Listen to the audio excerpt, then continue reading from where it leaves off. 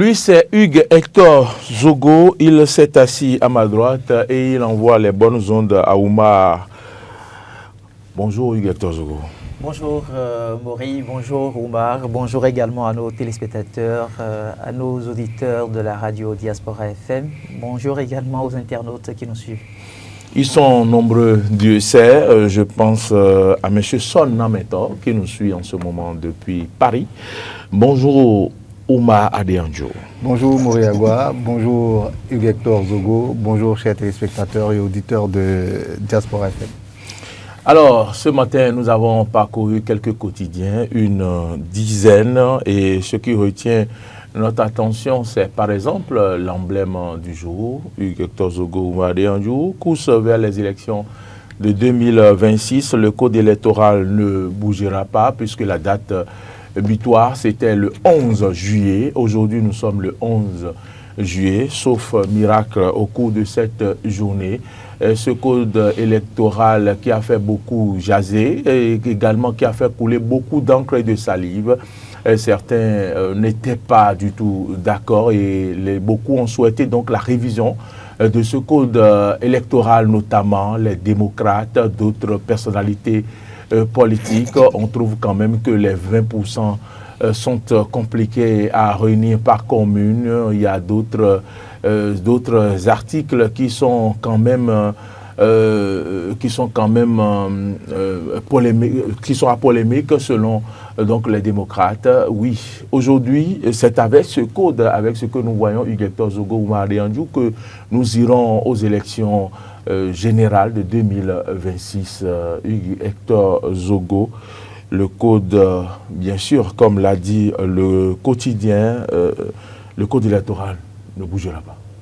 Évidemment, nous sommes à la date fatidique, 11 juillet aujourd'hui, donc à 6 mois pratiquement des élections de 2026. À partir de ce moment, en référence donc au test de notre région, notre sous-région, on ne pourra normalement plus toucher à ce code.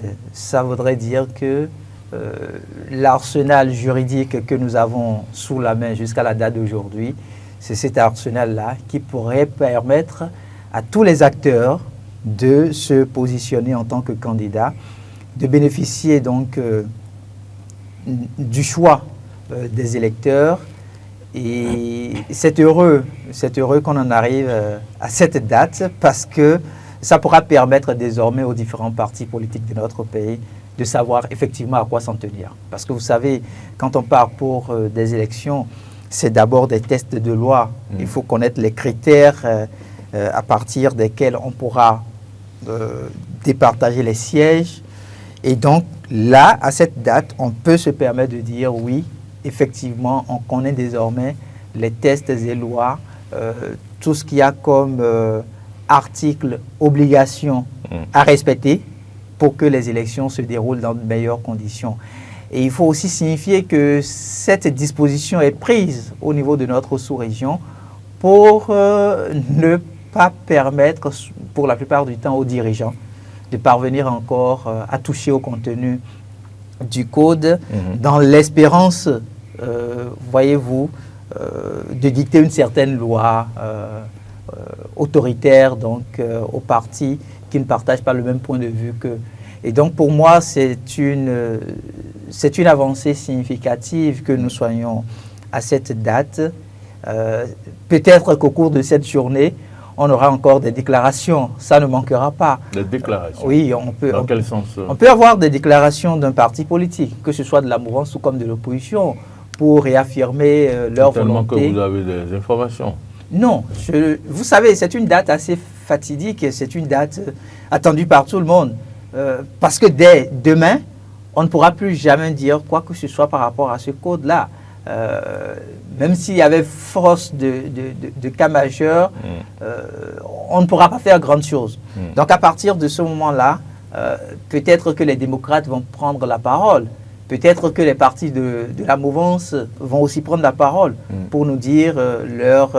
Peut-être que les FCBE vont prendre la parole. Oui, les FCBE se retrouvent au niveau de l'opposition aujourd'hui. Ils peuvent aussi prendre la parole pour dire convenablement soit leur satisfaction ou le sentiment qui les anime à ce que nous soyons à cette date. Donc vous souhaitez une prise de parole? Oui, je souhaite une prise de parole parce que ça pourrait permettre aux électeurs surtout de savoir quelle attitude adopter. Parce que n'oubliez pas, quand vous vous retrouvez dans une posture d'opposant et que de tout temps vous aviez réclamé, de concert même avec la société civile, avec certaines personnalités, vous l'aviez si bien dit tout à l'heure, que l'on puisse travailler à toiletter un peu le code et que dans cette démarche-là, vous soyez peut-être en train de dire à vos électeurs, bon, s'ils ne le font pas, nous on risque de boycotter par exemple les élections.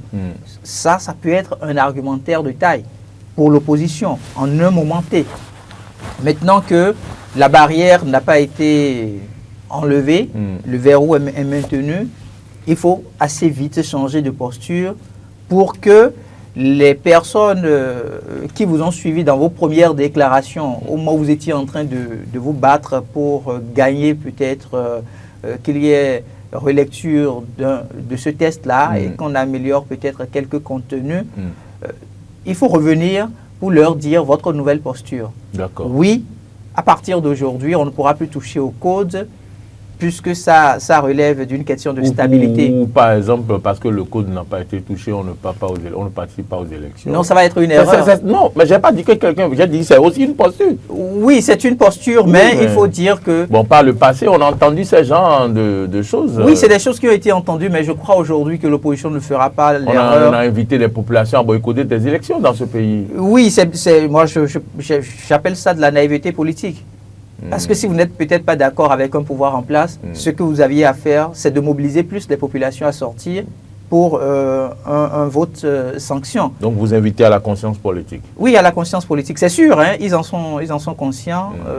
En tout cas, à l'approche de cette date, vous auriez dû comprendre que les gens ont commencé par changer d'IA de posture, ils ont commencé par tenir d'autres discours. Donc, aujourd'hui, par exemple, qu'ils nous disent clairement l'attitude à adopter en tant que citoyen.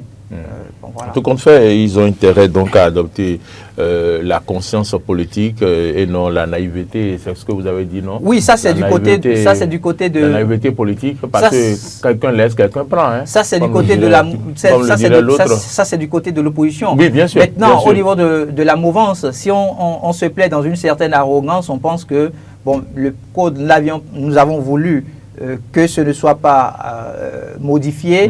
Et ça a été fait. Ça a été fait, on a pu gagner, on a eu gain de cause et on continue dans une certaine arrogance parce que, vous savez... On va revenir dans le comportement, dans l'attitude à avoir à partir de ce moment, en commençant par Oumar Rianjou. Oumar Rianjou, je vais vous permettre quand même de réagir par rapport à cette situation qui nous amène donc à ne plus toucher au code électoral, la date butoir. Mais après, vous pouvez également opiner sur maintenant, quelle sera l'attitude à avoir, quelle sera la posture des partis politiques, quel message ces partis, ces responsables de partis doivent maintenant commencer par délivrer aux populations.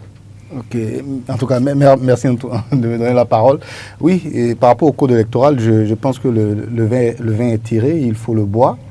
C'est terminé. Hector a donné l'une des raisons, c'est qu'aujourd'hui, nous sommes déjà le 11 juillet. Et donc, si on veut respecter les tests sous-régionaux, on n'a plus donc le droit de toucher à notre code électoral pour éviter, parce que c'est ce que les gens de la sous-région, c'est ce que nous avons tous, c'est ce à quoi nous avons réfléchi, pour permettre donc l'équité, la transparence des élections et tout. Donc, pour pas tout de suite toucher donc ces tests-là. Voilà. Donc, c'est ce qui est en train d'être fait. Nous sommes arrivés à cette étape. Mais au-delà de cette raison, je pense que le vin est tiré, il faut le boire aussi parce que simplement la majorité présidentielle, à aucun moment, durant tout le temps que les démocrates, si vous voulez l'opposition, il y a une bonne partie également de comment on appelle la société civile, même quelquefois, même nous-mêmes sur ce plateau, quelquefois on dit, bon, il y a quand même quelques petits réglages affaires. Si on peut le voir, c'est bon. Si on ne peut pas le voir aussi, bon, c'est pas grave, on va se conformer. Donc,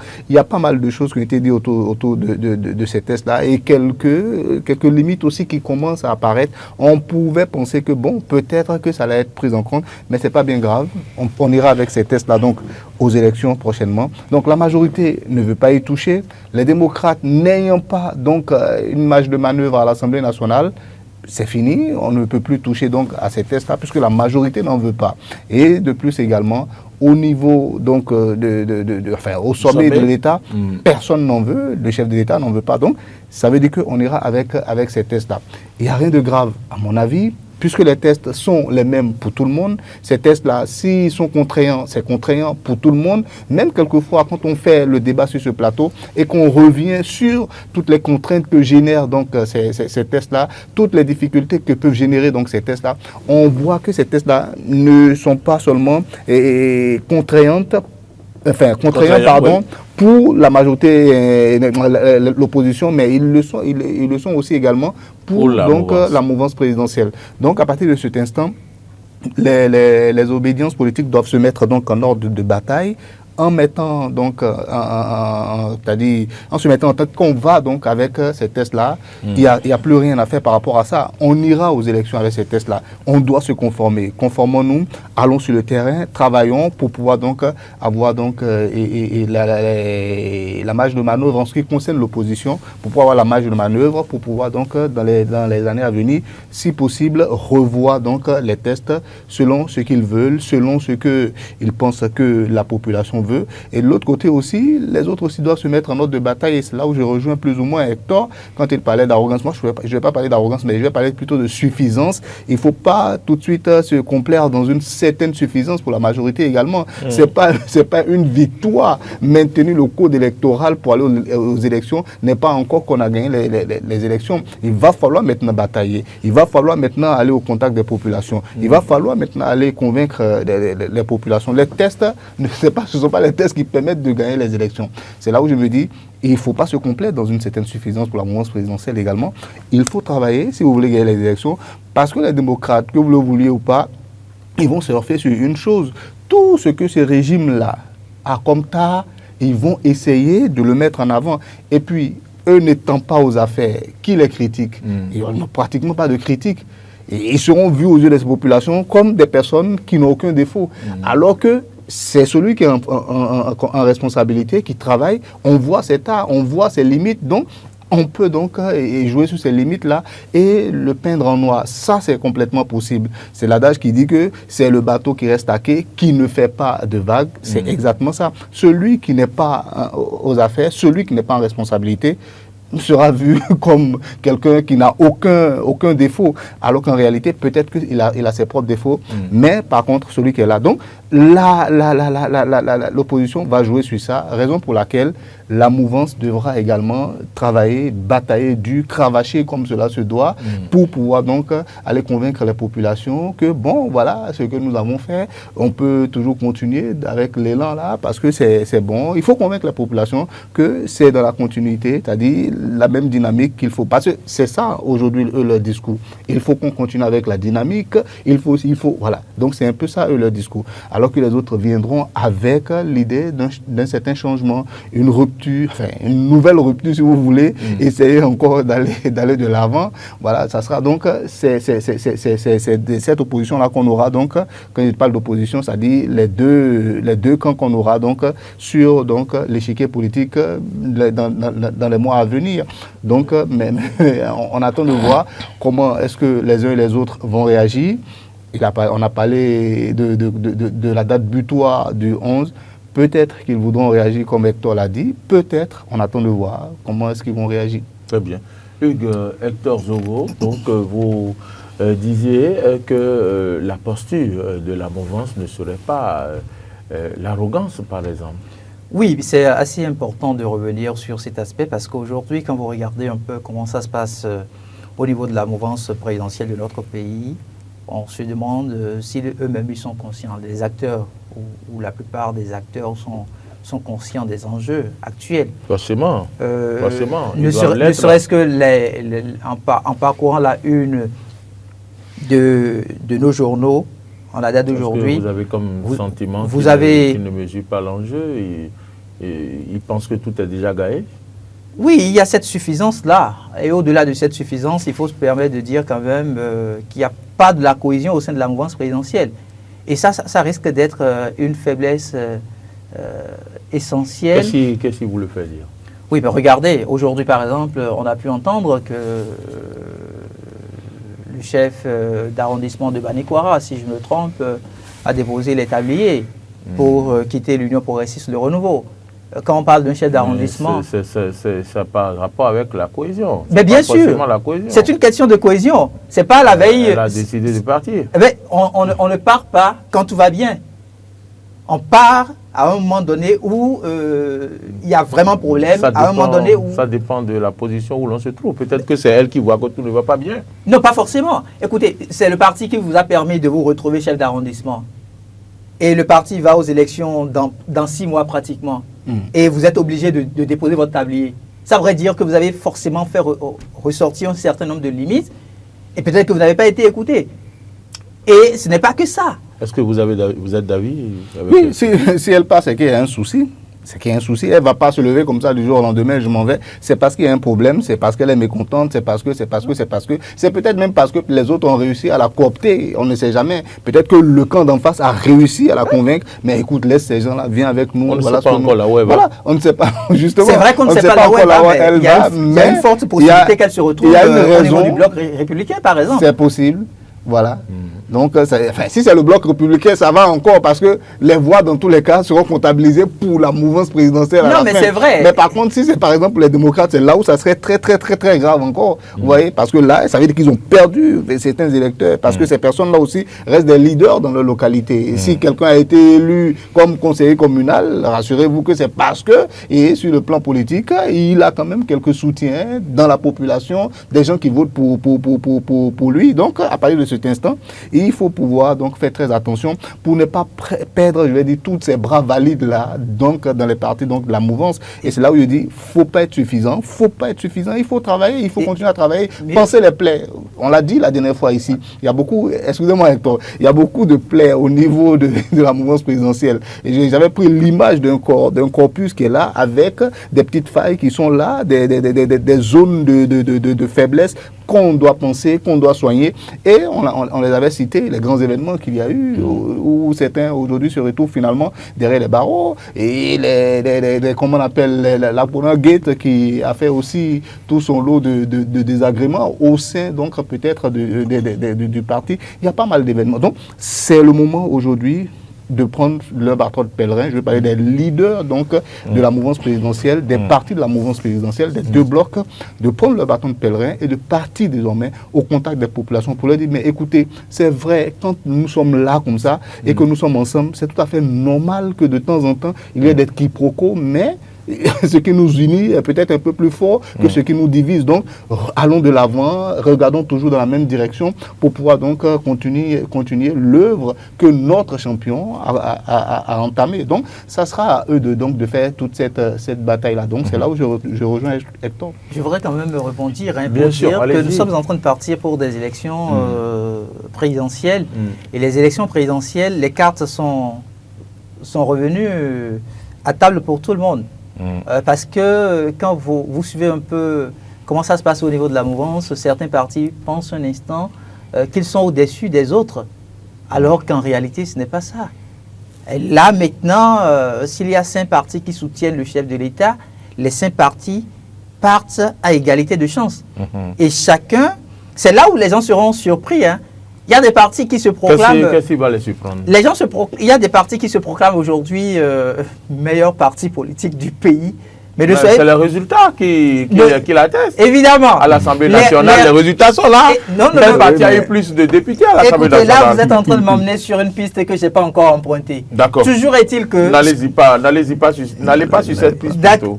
Toujours est-il que ce que je constate, c'est qu'il y a des partis politiques qui pensent aujourd'hui qu'ils ont la notoriété d'être présentés comme les meilleurs partis du pays. Ils seront surpris de se rendre compte que les 6 prochains mois vont nous permettre de découvrir leur vrai visage. Parce que déjà, c'est des missions en cascade qui s'annoncent. Et quand ça se passe comme ça, c'est qu'il y a un problème de cohésion.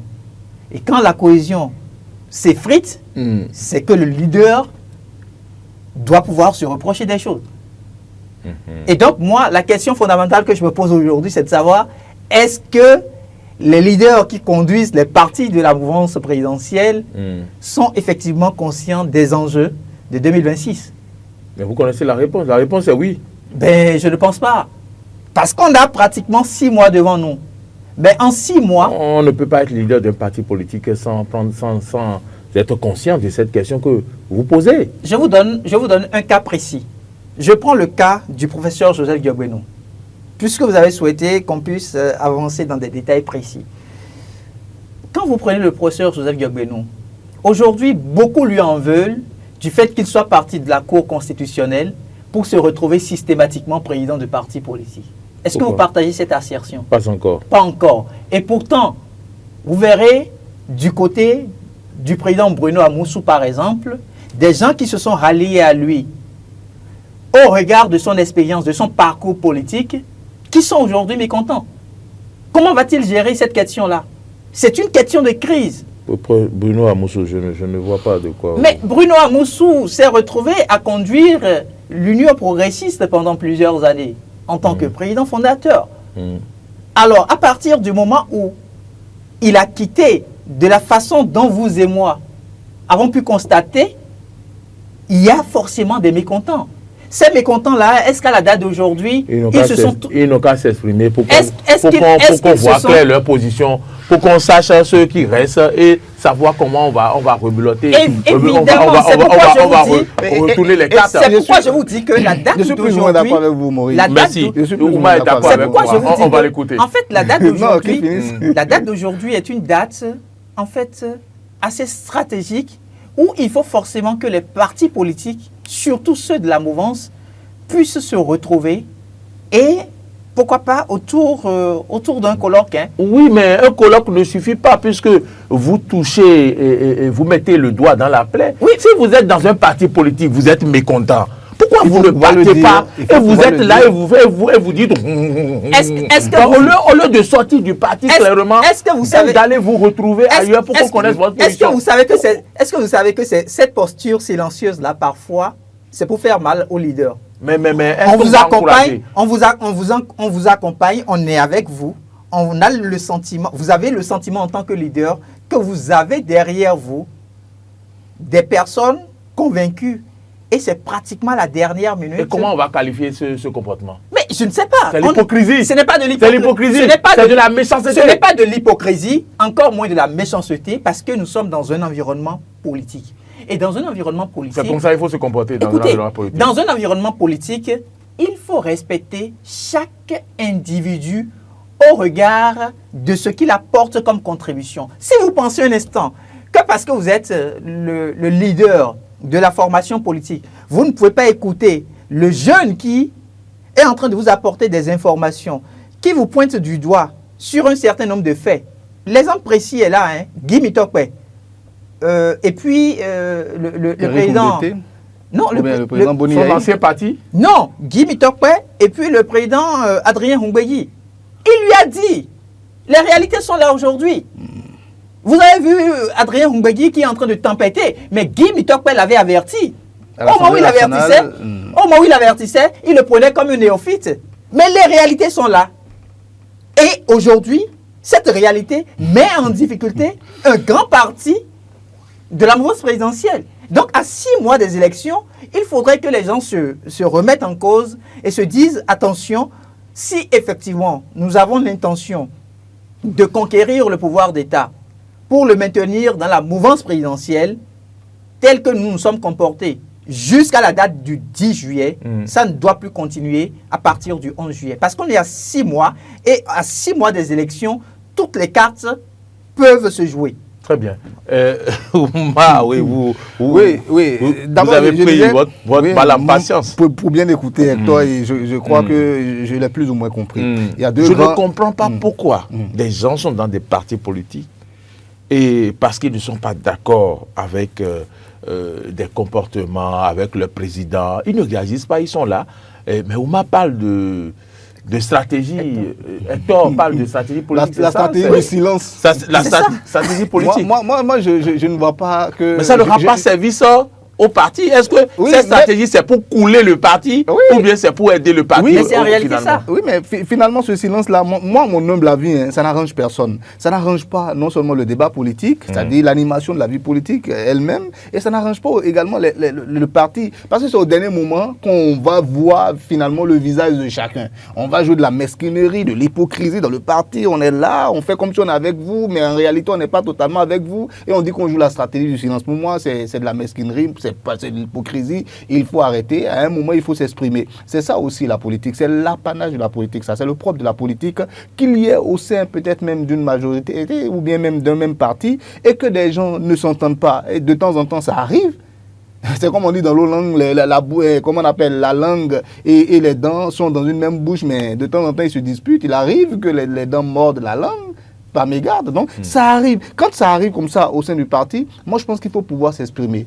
Et c'est là où je me dis, est-ce que c'est les réformes qui conduisent à ça, à ce silence-là que chacun adopte aujourd'hui? Même quand on est mécontent, on est là, on reste, c'est la discipline de groupe. Donc ça aussi, c'est quelque chose. C'est vrai que la discipline de groupe que moi j'ai défendue pendant très longtemps sur ce plateau, c'est pas pour dire que on va forcément exposer tout ce qu'on a comme tas ou bien tout ce qu'on a comme difficulté au sein de notre parti. Je ne sais pas si vous comprenez. Quand vous avez voilà.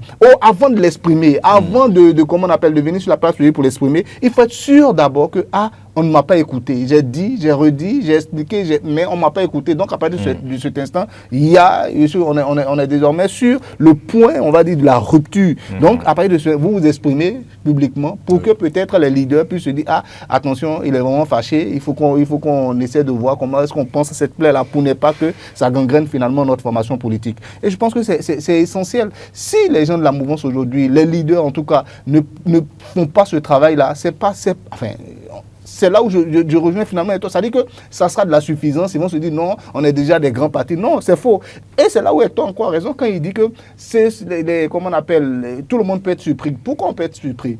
Le propre, l'élection, le travail qu'on fait à travers les élections, c'est quoi? C'est redistribuer les cartes, rebattre les cartes et les redistribuer à nouveau, et redistribuer donc les acteurs sur l'échiquier politique. Chacun va connaître donc sa place à nouveau. Maintenant, si vous dites que non, nous sommes d'abord les plus puissants et que vous ne voulez pas travailler, mais à l'issue des élections, vous allez vous retrouver être peut-être les moins puissants. Et les autres partis qui, pour le moment, ne disent rien, se taisent, travaillent en silence.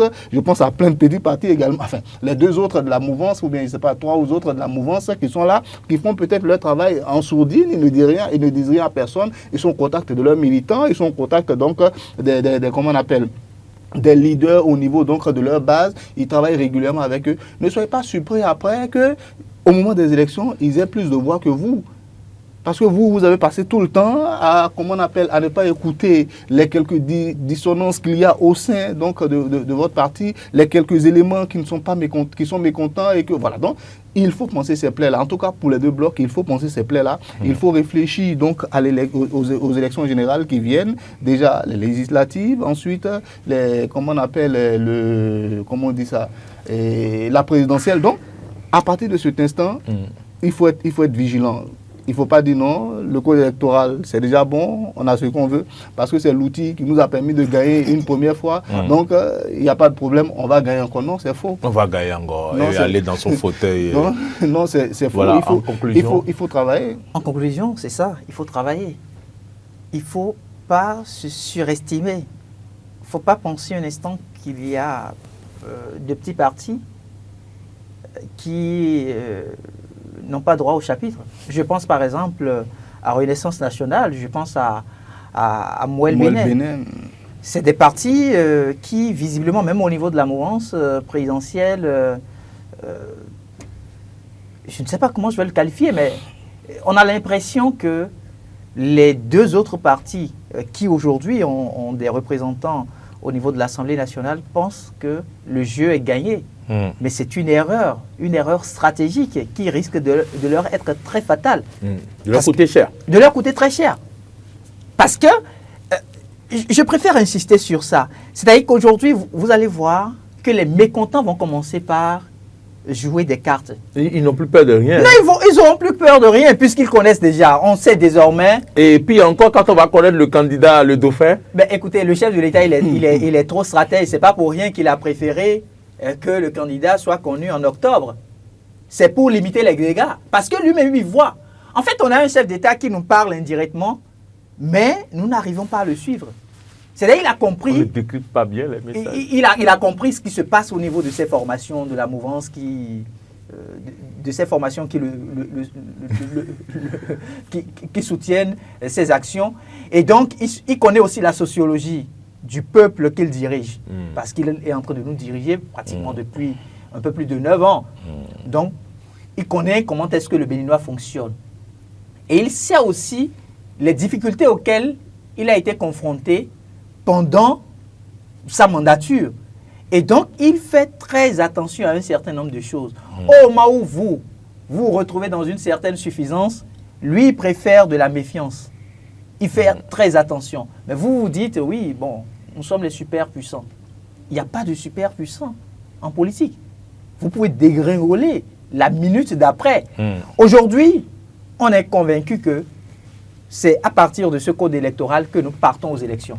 Les gens vont pouvoir se dire, OK, ils ont besoin de 20%.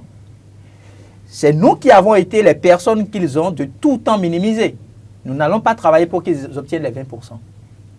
Je vous donne un cas de figure. Prenez peut-être l'opposition qui prend juste une circonscription électorale et travaille pour obtenir pratiquement tout au niveau de cette circonscription électorale. Comment est-ce que les grands partis politiques vont gérer? C'est vrai qu'on parle d'accord de gouvernance, ils vont se retrouver avec 10% en ce qui concerne leur cas spécifiquement. Mais si l'opposition arrive à avoir, je vais dire, deux ou trois circonscriptions électorales avec 90% du vote, du suffrage exprimé, qu'est-ce qui va se passer? Le code électoral est là, hein. On ne peut plus le toucher. Mais en ce moment précis-là, qu'est-ce qui va se passer? Les vrais débats commencent à partir d'aujourd'hui. Très bien. Donc, pour moi, on a encore assisté, on a assisté à rien en fait. À partir d'aujourd'hui, vous allez découvrir... Mais quand on était enfant, avant que le film ne commence, il y a l'actualité. Ce qu'on appelle l'actualité. On était de l'actualité. Maintenant, le film va démarrer aujourd'hui. Vous verrez que les gens vont commencer par s'exprimer. Vous verrez que les gens vont commencer par s'affirmer. La parole va se libérer. Oui, la parole va se libérer. Parce que désormais, nous savons à partir de quoi nous allons aux élections. Maintenant, vous avez des exigences. Ces exigences-là, vous ne pouvez pas les régler sans nous. C'est nous qui avons été, c'est nous qui sommes les leaders de nos communautés à la base. Vous nous avez toujours minimisé. Vous avez toujours pensé un instant que vous êtes les super hommes. Vous êtes les plus intelligents du pays. OK? À partir de maintenant, démontrez-nous comment vous êtes super homme, démontrez-nous comment vous êtes homme super intelligent. C'est ce qui va se passer. Est-ce que vous êtes d'accord avec... je suis plutôt d'accord. Dès l'instant où le débat... Est-ce que vous pensez que les gens vont oser libérer la parole? Oui, je pense qu'à partir d'un moment, en tout cas, les masques vont tomber. On saura ce que chacun... Il a utilisé un mot très fort. Hein. Oui, les masques vont tomber. Parce que le silence ambiant est forcément dû à quelque chose. Donc, s'il y a des gens qui... Et puis, au-delà même de tout ce que nous disons, il y a forcément des ambitions qui se sont tues également au niveau donc, de la mouvance présidentielle. Et à partir du moment où on va sentir que les choses s'approchent, que dans quelques jours, ou bien dans quelques semaines, le chef va donner donc le nom donc, du dauphin, mais il faut que chacun puisse s'exprimer pour essayer donc de faire les yeux doux donc au chef afin qu'il le choisisse lui. Je suis donc, là, quoi. À partir de cet instant, moi je pense que réellement le débat peut peut-être s'animer. On n'en sait rien encore. On ne sait pas quelle stratégie. Vous-même vous l'avez dit, le président de la République est un fin stratège. Il observe, il regarde, il essaie de voir comment est-ce qu'il va canaliser les intentions, les ambitions de chacun. Donc il il observe, il va essayer de mettre une... Peut-être aussi que tout ce que nous pensons n'aura pas lieu également, et que tout le monde à la fin aussi va rester discipliné comme ils l'ont été depuis le début. Voilà, donc on attend de voir. Mais a priori, quand les élections s'approchent comme ça, je pense que la vie politique va s'animer un peu plus. Chacun va prendre son courage à deux mains et pouvoir dire, oui, moi je vais être donc le leader de l'UPR désormais, ou bien moi je vais être le leader du BR, et je veux aussi être député, je veux aussi briguer donc la présidente de la République, ou bien je vais être le vice-président. Je pense que peut-être avec les jours qui vont venir, on va voir quelques ambitions. On va mieux comprendre. C'est possible. On va mieux voir les visages sans masque. Un dernier élément, si vous permettez. Oui, pour finir vous avez vu la réaction de Galéou Soglo, qui aujourd'hui dit qu'il va ressusciter le parti. La RB, la Renaissance nationale. Qui ne connaît pas le poids de la Renaissance nationale. La Renaissance nationale, c'est comme le PRD. Qui ne connaît pas le poids de ce parti-là. Mais il ne suffit pas de mais là, c'est un autre débat. C'est un autre débat. Non, je vous dis, c'est un autre débat. Je suis entièrement d'accord. Je ne rentre pas dedans.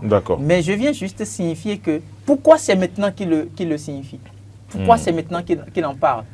Même si... Parce que les choses se précisent de voilà, plus en plus. Même s'il est conscient, peut-être que le court temps qu'il nous reste pour les élections ne lui permettrait pas d'atteindre ses objectifs.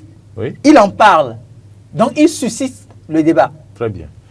Alors, nous allons donc aborder le deuxième sujet prévu. Oui, c'est la sécurité au travail.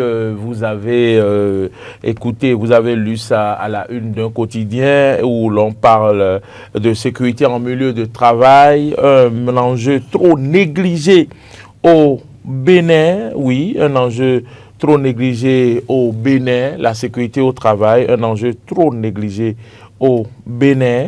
Et donc, on en parle, c'est Roland qui me distrait, mais bon, tout à l'heure, je vais passer son message.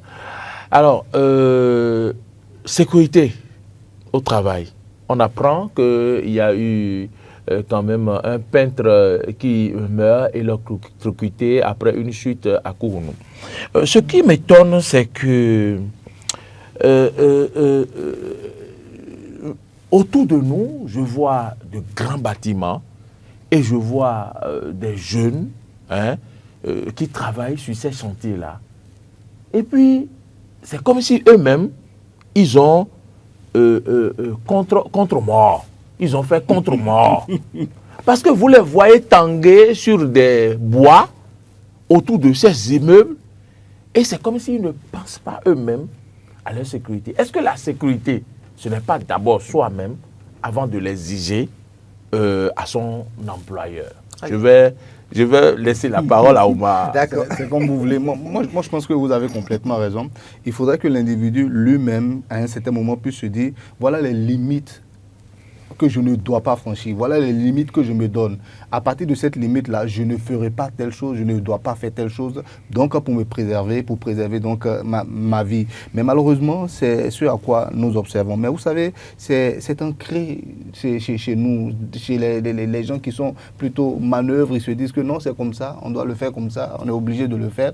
Et donc, à partir de cet instant, puisque eux, ils sont dépassés, ils n'ont pas de moyens, je pense que c'est les entrepreneurs, l'État et tous ceux qui doivent donc travailler pour que donc les gens puissent avoir une petite sécurité au niveau donc des chantiers. Je pense que c'est ceux-là maintenant qu'il faut interpeller parce que puisque pris individuellement, l'employé n'a aucun moyen de pouvoir donc lui-même faire changer les choses. C'est un peu compliqué. Et puis ce que moi je veux dire, les bâtiments que nous construisons, les immeubles, les infrastructures de tout genre que nous construisons, nous ne sommes pas les premiers à les faire dans le monde. Même si on veut construire un gratte-ciel aujourd'hui au Bénin, on n'a pas été les premiers. Les autres ont déjà payé le prix fort. Quand je parle des autres, je parle des pays les plus industrialisés. Regardez un peu New York. Les premiers gratte-ciel, beaucoup de gens sont morts. parce qu'on ne maîtrisait pas forcément les tout ce qu'il y a, voilà, pour pouvoir préserver leur vie et les sécuriser correctement. Donc, au fur et à mesure, ils ont pu donc faire évoluer la connaissance dans ce domaine-là, en payant quelquefois de leur vie. C'est on payé de leur vie pour ça, parce qu'ils ont chuté, ils sont morts, donc on a compris pourquoi il a chuté, ainsi de suite. Donc, aujourd'hui, sur ce plan-là, je pense qu'il y a quand même des informations, il y a quand même comment on appelle, des mécanismes qui permettent donc de préserver la vie des gens. Je ne sais pas si vous comprenez. Tout ce travail a été fait. Donc, si on veut copier les choses chez les gens, copions-les vraiment de manière très bien et venir les appliquer chez nous. Donc, moi, à partir de cet instant, moi, je m'en prends vraiment aux entrepreneurs, à ceux qui sont les chefs donc, de ces chantiers-là, et aussi peut-être à nos gouvernants pour qu'ils regardent un peu plus, pour qu'ils soient un peu plus regardants. C'est vrai que ce n'est pas au ministre, ce n'est pas au chef de l'État de commencer à courir partout sur les chantiers pour voir est-ce que... Non, ce n'est pas ça en réalité, mais ils doivent être un peu plus regardants. Quand il y a comment on appelle, des cas comme ça qui se produisent, à partir de cet instant, ils doivent devenir plus regardants et bien donc, surveiller toutes ces entreprises-là et leur exiger donc toutes ces mesures de sécurité qu'il faut donc sur de tels chantiers. Il ne faudrait pas qu'à la fin, voilà, on retrouve certaines de nos forces vives qui partent parce que tout simplement, on veut mettre en place des infrastructures, parce que tout simplement, on veut construire un immeuble. Non, moi je pense que ce n'est pas très intéressant. Et au-delà de ça, j'ouvre une petite parenthèse, la sécurité au travail, c'est également la santé mentale et ça aussi, c'est une autre paire de manches. Ça nous concerne peut-être nous. C'est vrai qu'à Eden, nous, on n'a aucun souci par rapport à ça. Mais dans d'autres, comme on appelle dans d'autres entreprises, il y a toutes ces choses-là aussi qui arrivent. Donc, il faut que les gens puissent donc penser à leurs employés. Ça sera bénéfique pour la productivité. Il faut que les employés pensent à eux-mêmes, à leur sécurité. C'est important. C'est important. Ça sera bénéfique pour tout le monde, pour la productivité de l'entreprise. Parce que si personne n'est blessé, si personne ne chute, s'il n'y a aucun problème, c'est l'entreprise qui gagne. Oui. Voilà, il va gagner en temps, il va gagner en rentabilité, ainsi de suite, ainsi de suite. Et toi-même qui prends soin de toi, si jamais rien ne t'arrive, enfin, tu vas continuer à prendre soin des enfants sans problème. Alors que si tu chues et que tu deviens handicapé, qu'est-ce qui va rester? Donc, il faut penser à tout ça aussi de manière individuelle, penser à ça et savoir que quand je vais sur un chantier, il y a des risques que moi, je ne vais pas prendre. Si on me demande de prendre ça, mieux vaut laisser et aller chercher un autre chantier. Il y a beaucoup de chantiers dans le pays. Donc, il faut quand même faire très attention, préserver sa vie, préserver la vie de ses employés pour plus de rentabilité, comme on l'a dit. Il y a une semaine, je crois, je ne sais pas si c'est avec vous deux, nous avons parlé des enfants que nous voyons sur les chantiers. Je ne sais pas si c'est avec Laurent ou c'est avec vous. Et est-ce que les patrons de ces chantiers-là ont conscience qu'il faut assurer ceux qui travaillent sur ces chantiers? Et c'est aussi une autre paire de manches. Et je pense quand même qu'il faut que les réformes aussi aillent dans ce sens. Parce que chaque jour, des immeubles sortent de terre. Et puis, vous voyez que ces ouvriers-là tournent autour de ces bâtiments jusqu'au 3e, 4e étage. Et il n'y a pas une ceinture qui puisse les retenir quand ils vont faire ils vont rater une marche ou des choses comme ça. Je pense quand même que c'est une question aussi à prendre au sérieux, puisque ce n'est pas bien qu'au XXIe siècle, en ce moment-là, qu'on perde des vies sur des chantiers. Kourounou, c'est au cœur de la ville de Cotonou. Je présente déjà mes condoléances aux parents de ce compatriote qu'on a perdu. Et je commence par dire ceci. Il y a l'urgence, telle que vous l'aviez signifiée, de travailler à des textes de loi dans notre République pour sanctionner ces entrepreneurs véreux. C'est urgent de le faire.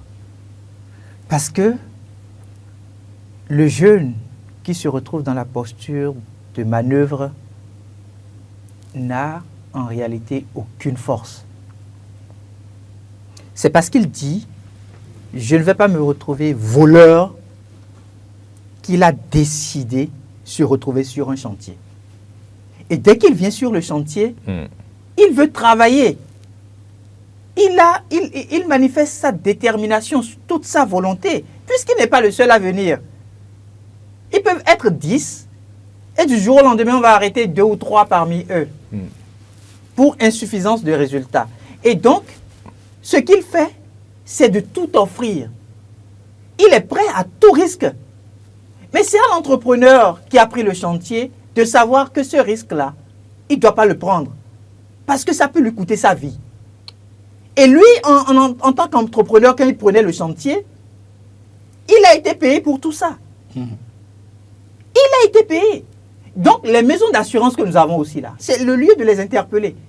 Quel est le travail que les maisons d'assurance font?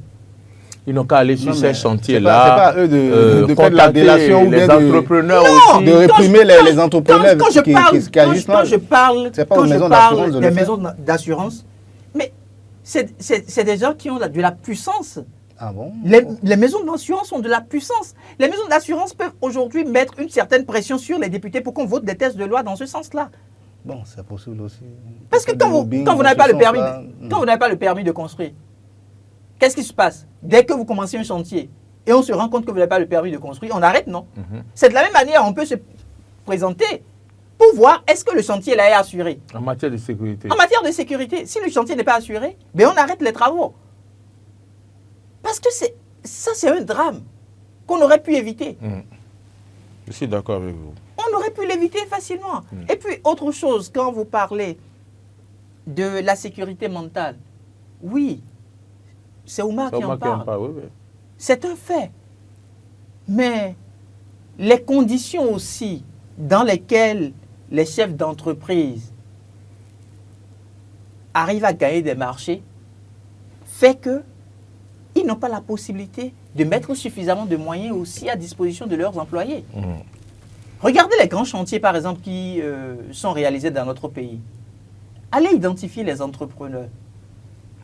Regardez les entreprises qui ont pris ces marchés-là.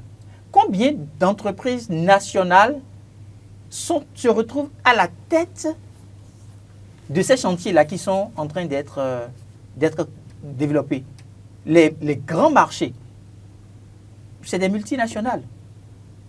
Donc, les autres sont dans le pays, payent les impôts, comme on le dit, de manière courante. Mais quand il s'agit de grands chantiers, ils n'ont forcément pas la possibilité de les arracher. Et donc, c'est aussi le lieu de lancer un appel à l'endroit de nos entrepreneurs nationaux pour qu'ils se mettent en de grands groupes. Parce qu'on vous dira, oui, c'est parce qu'ils n'ont peut-être pas suffisamment de moyens pour la garantie de ce marché-là qu'on ne leur attribue pas. On vous dira peut-être qu'ils n'ont pas le pouvoir financier pour acheter tous les équipements en un laps de temps et répondre aux obligations contractuelles. On vous sortira un certain nombre d'éléments de toutes les façons et vous vous rendrez compte qu'effectivement, ceux qui sont présents sur le territoire national n'ont peut-être pas la possibilité de remplir toutes ces conditions-là. Mais ils peuvent se mettre ensemble.